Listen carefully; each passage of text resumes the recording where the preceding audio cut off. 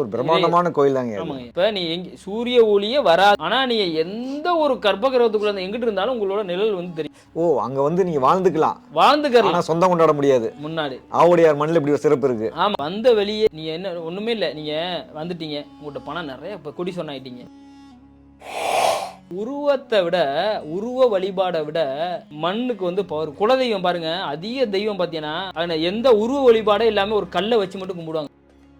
எந்த தெய்வம் அந்த தெய்வத்தை கட்டவே முடியாதுங்க. உருவத்தில் இருக்க தெய்வத்தை கட்டி போடுவாங்க. இந்த மந்திரம்லாம் பண்றாங்க பார்த்தீங்களா, உருவத்தில் இருக்க தெய்வத்தை கூட கட்டி போடுவாங்க. ஐயா நீங்க அந்த மாதிரி யாரும் இங்க வந்து மிச்சம் கொண்டு போக முடியாது. கலியுகத்தில் யாருக்கும் இங்க வேலையே இல்லை. அதுலலாம் இது 3 தான். அதுல அதுவுமே அந்த தர்மத்தை நீங்க ரொம்ப நிலைநாட்டுனீங்க அப்படின்னா 4வதுல வேணா ஒட்டும்.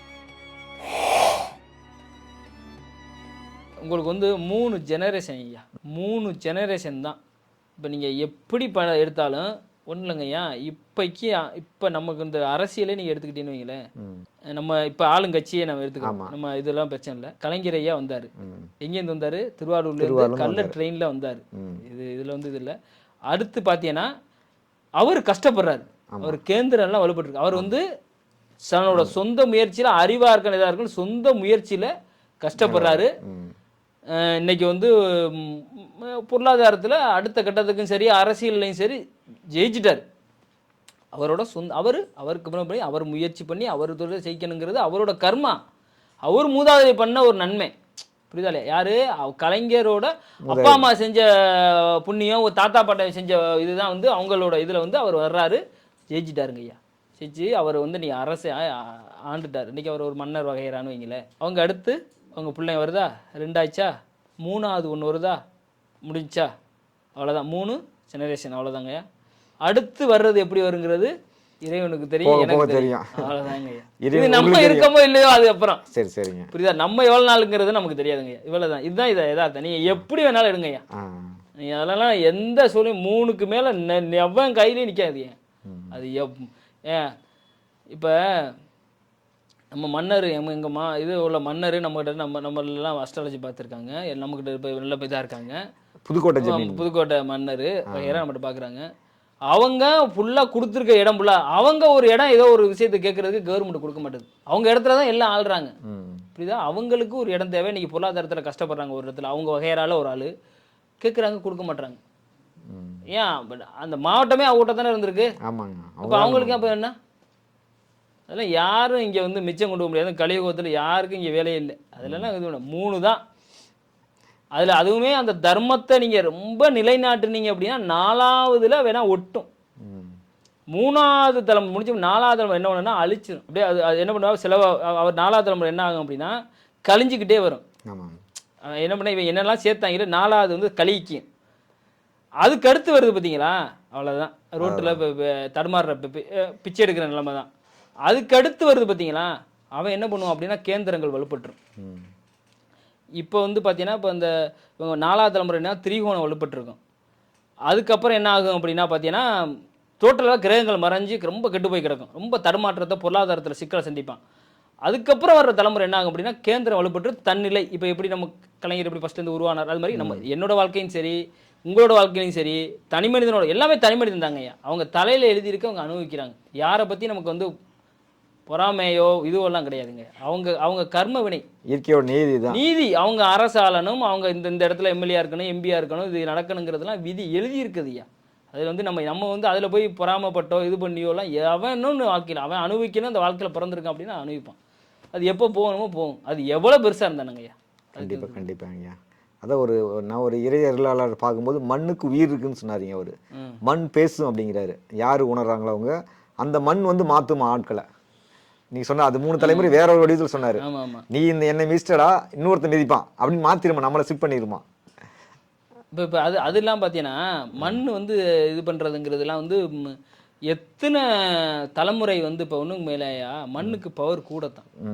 நல்லா புரிஞ்சுங்க. மண் தத்துவம், நம்ம உடலே மண் தத்துவம் தான் சொல்றாங்க. என்னதான் வந்து நம்ம உடல் வந்து மண்ணுக்குள்ள தான் போகும். ஏ டு இசட் வந்து மண்ணுல தான் வந்தா மண்ணுக்கு தான் போகும். மண்ணு தான் போய் ஆனுங்க. மண்ணே உயர்வானது. அது சிவன் பாட்டிலே இந்த மண்ணாய் புழுவாய் அப்படிங்கிற மாதிரி பாட்டே வருது பார்த்தீங்களா. அதெல்லாம் அது வந்து நீங்க நல்லா வந்து ஏன்னா என்ன நம்மளோட சொந்த இடம் மட்டும் இல்ல, நாடே அப்படிதான் மண் மாறிட்டே இருக்குல்ல. ஆமா ஒரு காலகட்டத்துல முகாலயர் இருந்தாங்க, பிரிட்டிஷா இருந்தாங்க, ஆமாங்க. பிரெஞ்சா இருந்தாங்க, இப்ப இந்திய நம்ம அரசு இருக்கு, மாறிட்டே இருக்குல்ல, ஆட்சி அமைப்பு மாறிட்டே இருக்குல்ல. பவர் கூட சக்தி கூட. அதுதாங்க சொல்றேன். நீ வந்து இப்ப இந்த இந்த இந்த இந்த சொத்தை நீ ஆண்ட இந்த சொத்துக்கு ஆச்சுக்கிறதெல்லாம் வந்து அதுதாங்க. அதெல்லாம் எந்த இதுவுமே இல்லைங்கய்யா. ஆமா. நான் என்னோட குலதெய்வத்துக்கு போகும்போது நான் ஒன்று உணர்வேன். அவர்கிட்ட நான் சொல்லுவேன், இன்னைக்கு நம்ம என்னோட தாத்தன் இருக்காரு, பாட்டன் முப்பாட்டன் இவங்க யாருமே இல்லை, இவங்க இப்போ இது இல்லை. ஆனால் அவங்க எல்லாரும் அந்த மண் அந்த அந்த கிடக்கு பார்த்தீங்களா மண்ணில் மிதிச்சிருப்பாங்கல்ல. ஆமா ஆமா. அத்தனை பேரோட பாதம் அந்த மண்ணில் இருந்து. ஆமா கண்டிப்பாங்க. இன்னைக்கு அவங்களே இல்லைனாலும் அந்த மண்ணுக்கு வந்து சக்தி இருக்குங்க. நீங்கள் வந்து உருவத்தை விட உருவ வழிபாடை விட மண்ணுக்கு வந்து பவர் இருக்குங்க. நினைவாற்றல் சக்தி நிலை எல்லாம் அதிகம் மண்ணுக்கு. இப்போ வந்து நீங்கள் குலதெய்வம் பாருங்க, அதிக தெய்வம் பார்த்தீங்கன்னா அதில் எந்த உருவ வழிபாடே இல்லாமல் ஒரு கல்லை வச்சு மட்டும் கும்பிடுவாங்க பாருங்க. ஆமாங்க. அந்த இடத்துக்கு இருக்கு மண்ணில் இருக்கு அந்த அந்த இடத்த சேர்ந்த கல்லு, அதுதான் முக்கியம். எந்த தெய்வம் அந்த தெய்வத்தை கட்டவே முடியாதுங்க. உருவத்தில் இருக்க தெய்வத்தை கட்டி போடுவாங்க. இந்த மந்திரம்லாம் பண்றாங்க பார்த்தீங்களா, உருவத்தில் இருக்க தெய்வத்தை கூட கட்டி போடுவாங்க ஐயா. நீங்க அந்த மாதிரி மண்ணில் சக்தியில் இருக்க தெய்வத்தை எந்த தெய்வத்தாலும் கட்டவே முடியாது. இப்போ நம்ம ஆத்மநாதே சொல்றோம், அதெல்லாம் ஒளி ஒளியா இருக்காரு, அதெல்லாம் ஒளி. அதை தாண்டி எங்கதான் அந்த கோவிலே இல்லைன்னா அந்த இடத்துல ஒளி இருக்கும் ஐயா. அதான் நீங்க எங்க சுத்தி வந்தாலும் ஆத்மநாதன் கனெக்ட் ஆயிடுறாரு உங்களோட. ஆமாய்யா, அவர்லாம் ஒளி. அவர் எந்த ஒளிங்கிறது ஆத்மாங்கய்யா. இன்னைக்கு நான் ஆத்மா இருந்தா தானே நான் பேச முடியும். ஆமாம்மா. தன்னுக்குள்ள இருக்கிற ஆத்மா சொல்ல புரியுதா. நீங்க எத்தனையோ சிவன் ஆலயத்தை உடச்சி கடைச்சி அந்த காலத்துல கட்டின கோயிலெலாம் உடச்சி சிவலிங்கம் அங்கங்கே கிடக்கு, இந்த வீடியோலாம் பார்க்குறோம் பண்ணுறோம், எத்தனையோ கோயில் அழிச்சிட்டாங்க. எங்க ஆத்மநாதர் பார்த்தீங்கன்னா எந்த காலகட்டத்திலையும் அழிக்கவே முடியாத தெய்வம். இப்போ நான் ஆத்மநாதர் பேசும்போது தான் ஒரு விஷயம் ஞாபகத்து வந்தது. இப்போ பார்த்தீங்கன்னா நவகிரக வழிபாடு சொல்லுவாங்க, எல்லா கோயிலையும் சுற்றுவாங்க. நவகிரகன்னு ஒரே இடத்துல இருக்கும், சுற்றி வழிபாடு பண்ணுவாங்க. ஆனால் இங்கே வந்து ஆத்மநாப சன்னதியில் வந்து ஒவ்வொரு தூண்லையும் ஒரு ஒரு சிலைகள் இருக்குங்க, ஒரு வழிபாடு இருக்கு. அதை பற்றி சொல்லிங்க. ஆமாம், அதெல்லாம் பார்த்தீங்கன்னா இப்போ நவக்கிரகங்கள்லாம் இல்லை. இப்போ எல்லா இடத்துலையும் பார்த்தீங்கன்னா நந்தி இருக்கும் சிவன் கோயிலில், கொடிமரம் இருக்கும், நவக்கிரகங்கள் இருக்கும், எல்லாமே சிவன் கோயிலெல்லாம் சைவ ஆலயத்துக்குரிய ஒரு ஆகம விதிமுறை இருக்கும். ஆமாங்க. இது பார்த்தீங்கன்னா நமக்கு பார்த்தீங்கன்னா இங்கே வந்து என்னன்னா எல்லாமே பார்த்தீங்கன்னா பில்லரில் தான் இருக்குது. அந்த தூணுலேயே பார்த்தீங்கன்னா சிற்பமோடு, அதாவது நவக்கிரகங்கள்லாம் சும்மா ஒரு இதுதான் வச்சிருப்பாங்க சில இடத்துலலாம், இது ஃபுல்லாகவே தூணுலேயே எல்லாமே இருக்கும். அதை தாண்டி அதில் அதுக்குள்ளே பார்த்தீங்கன்னா விநாயகர், கேது பகவானும் இருப்பார், விநாயகர் இருப்பார், எல்லாமே இருக்கும். அப்போ இதெல்லாம் வந்து நீ எங்கேயும் இல்லை, அந்த இடத்துக்கிட்ட நீ வந்து இப்போ அந்த அந்த நம்ம ஸ்தலத்திலே பார்த்தீங்கன்னா சூரிய ஒளி எங்கேயுமே படாது. புரியுதா, எந்த சூரிய ஒளியுமே எதுவுமே படாது. ஆனால் எங்கிட்டு நீங்கள் திரும்பினாலும் நைட்டோ பகலோ எங்கிட்டு பண்ணினாலும் நிழல் இருக்கும். அது எப்படி வந்து ஒரு பிரம்மாண்டமான கோயில் தாங்க. ஆமாங்க.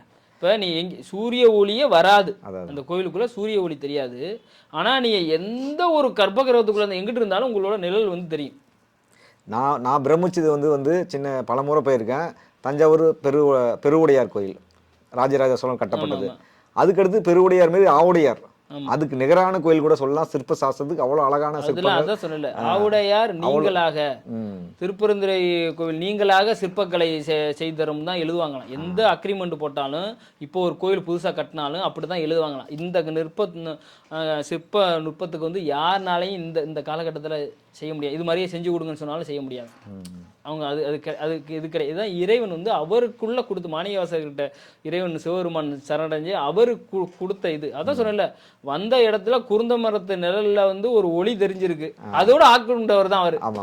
எங்கேயுமே நகலாம அங்கே இருந்து போயிட்டார். நான் அதில் சிற்பங்கள் மாணிக்கவாசகர் வடிச்சிருப்பாங்க, நான் பார்த்தேங்க.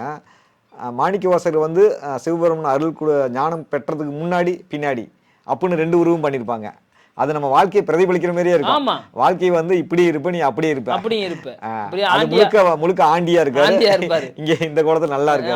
அப்படித்தானே இருக்காரு அவர் வந்து. அவர் ஒருத்தர் அரசபையில இருந்து ஒருத்தர் பணத்தை கொடுத்து போய் குதிரை வாங்கிட்டு அப்படின்னு சொல்றவங்க வந்து எப்படி இருப்பாரு, அரசாலும் முகத்துல இருப்பாரு. அவர் இங்க வந்து அவர் என்ன பண்றாரு, இறைவன் சரணடைஞ்சிட்டாரு. ஒரு ஒளியை பார்த்து அவர் ருத்ராட்சம் எல்லாம் போட்டு ஆண்டி கோலத்துல. அதான் இந்த மனிதன் வந்து மனித வாழ்க்கை வந்து எப்படி இருந்தாலும் இது. இப்ப ஒண்ணும் இல்லைங்க, அங்க வந்து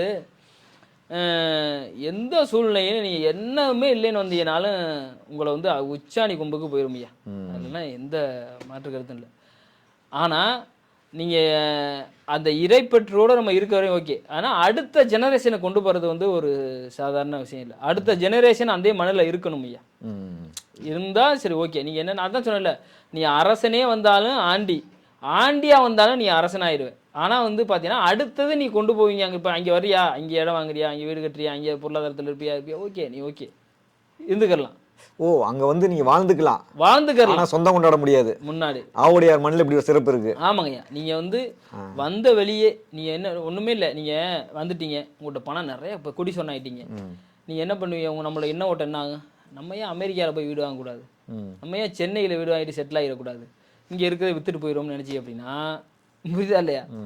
இறைவன் நீ எப்படி வந்தியோ அதை விட பல மடங்கு மோசமான நிலையை தள்ளிடும். அது வந்து என்ன, அதான் எதார்த்தம். நீங்க வந்து நீங்க வச்சுக்கலாம், நீங்க சென்னையிலையும் வீடு வாங்கலாம், அமெரிக்காலையும் வீடு வாங்கலாம், அது வேற கதை. ஆனா நீ இங்க வரணும், நீ அங்கே இருந்து இருந்தியனாலும் இங்கே நீ வரணும். இங்க வந்து நம்ம வந்து சரிசித்து நம்மளோட இதை நோக்கி நம்ம பயணிக்கணும். இதுதான் அந்த அமைப்பு. எப்படிப்பட்ட பெரிய ஆளுங்கள்லாம் நம்ம வந்து அந்த காலகட்டத்தில் இருந்து போன ஆளுகள்லாம் நிறையா இருக்குங்க. கண்டிப்பாக எங்க இப்போ திருப்பெருந்துறை வந்து திருவுரு மாற்றம்னு சொல்லலாம். அந்த அளவு எல்லாமே மாறும். பல பேர் வாழ்க்கையில் கண்டிப்பாக நீங்கள் பார்க்குற எல்லாரும் கண்டிப்பாக ஒரு தடவை ஆவுடையார் போயிட்டு வாங்க. ஐயாவும் சந்திச்சிருங்க. ஐயா அங்கே அழகான ஒரு வீடு கட்டிக்காரு. ஐயாவும் பார்த்துட்டு ஐயாவோட ஜோதிடம் பார்த்துட்டு கண்டிப்பாக வந்து கோயிலுக்கு போயிட்டு வாங்க. நம்ம மீண்டும் தொடர்ந்து பேசுவோங்கய்யா.